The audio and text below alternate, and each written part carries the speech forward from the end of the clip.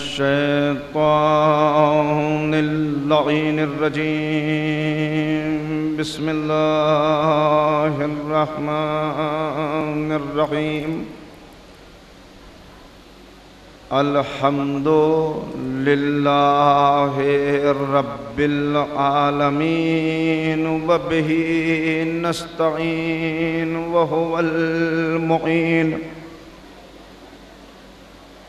والصلاة والسلام على سيد الأنبياء والمرسلين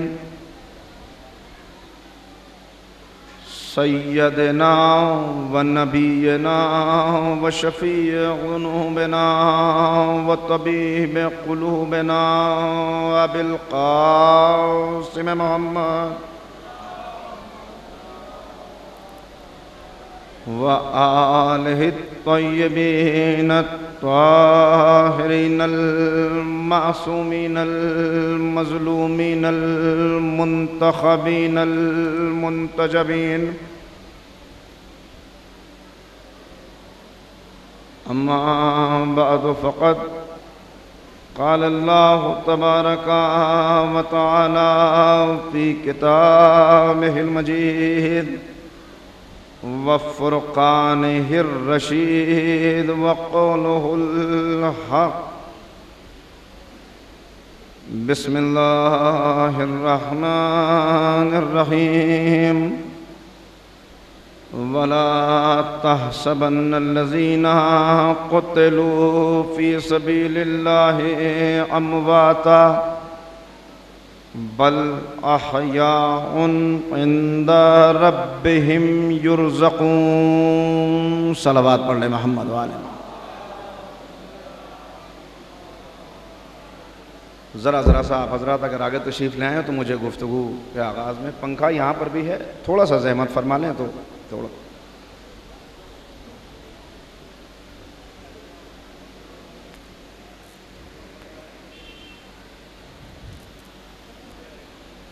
بلند تر صلوات پڑھے آپ حضرات.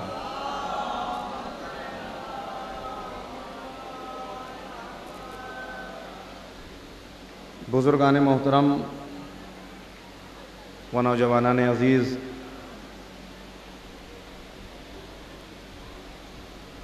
جس آیہ کریمہ کو میں نے بطور سرنامہ سخن تلاوت کرنے کی عزت حاصل کی، اس میں شہید کی عظمت اور اس کی حیات ابدی کا اعلان کیا جا رہا ہے. گمان بھی نہ کرنا، تصور بھی نہ کرنا، حاشیہ خیال میں بھی نہ لانا. جو راہ خدا میں مارے گئے وہ مردہ ہیں، بل احیاء، بے شک وہ زندہ ہیں، عند ربہم یرزقون، اور اپنے رب کی طرف سے رزق بھی پا رہے ہیں. ایک صلوات ذرا مل کے آپ پڑھ دیں تو آغاز ہو.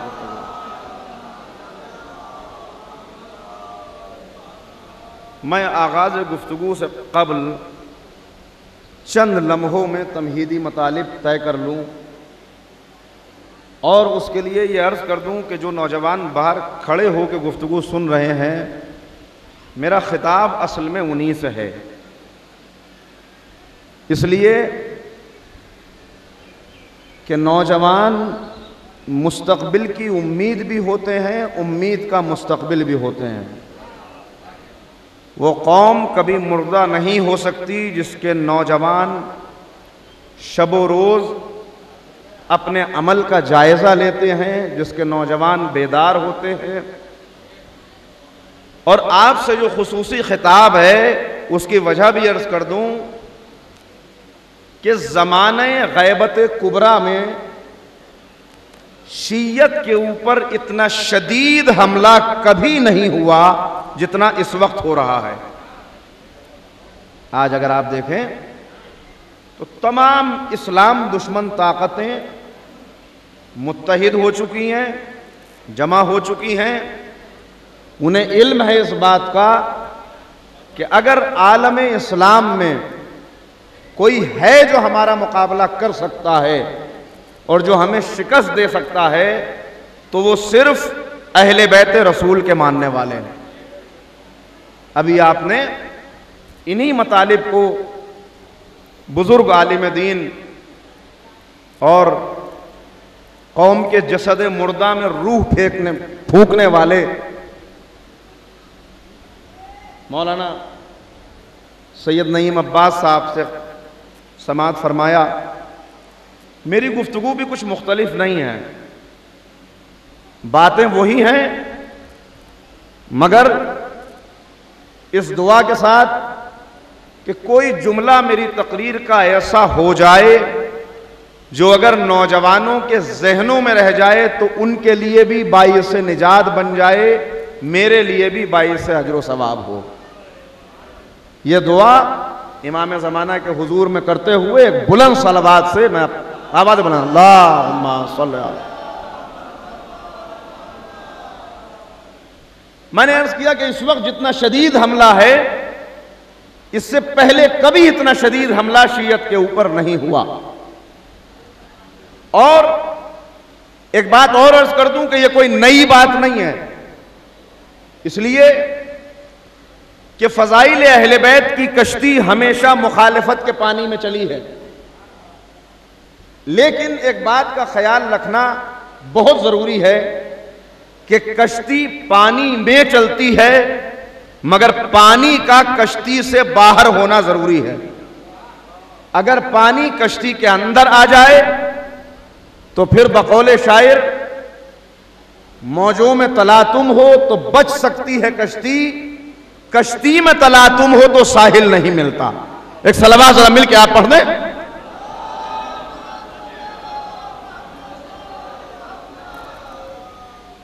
تو اس وقت مسئلہ یہ ہے کہ وہ دشمن جو اب تک خارجی محاذ سے ہم پر حملہ کر رہا تھا، اب اس نے ہماری صفوں میں انتشار پیدا کرنے کے لیے، شیعت کے جسد کو ٹکڑے ٹکڑے کرنے کے لیے اپنے کارندوں کو ہماری صفوں میں داخل کر دیا ہے، جس کا نتیجہ یہ ہے کہ آج آپ پریشان ہیں کہ بھئی یہ فکر تو اس سے پہلے نہیں تھی، یہ کہاں سے آ گئی؟ یہ بات تو اس سے پہلے نہیں کی جاتی تھی، یہ کیوں آ گئی؟ ان سب چیزوں کا اگر مقابلہ کرنا ہے تو اشد ضروری ہے کہ ہم کربلا کو سمجھیں، اس لیے کہ کربلا سے ہمارا تعلق ہے، کربلا سے ہماری وابستگی ہے، ہمارے شب و روز کربلا کے نام ہیں، ہمارے دل کی دھڑکنیں کربلا کے نام ہیں، مگر سوال یہ پیدا ہوتا ہے ہم نے کربلا کو سمجھا کتنا ہے کوئی ایسا نوجوان، بزرگ، بچہ کہ جس کے دل میں یہ خیال نہ آتا ہو کہ جب وقت کا حسین پردہ غیبت سے ذوالفقار علی لے کے نکلے گا تو ہم سرکار حجت العصر کی قیادت میں ہونے والے جہاد میں شرکت کریں گے؟ یہ خیال، یہ دعا، یہ جملہ، یہ فقرہ ہر مومن کے دل کی دھڑکن بنا ہوا ہے، اس کے ورد زبان ہے۔ آپ اس سے پوچھیں آپ کیا چاہتے ہیں، کہ ایک ہی دعا ہے کہ ہمیں اس لشکر میں شرکت کا شرف حاصل ہو جائے کہ جو قیام حق کے لیے، نظام عدل کو استوار کرنے کے لیے اس زمین کے اوپر بپا ہونے والا۔ مگر بس یہاں پہ میں آپ سے سوال کرتا ہوں، میرا موضوع جو منتظمین نے معین کیا ہے وہ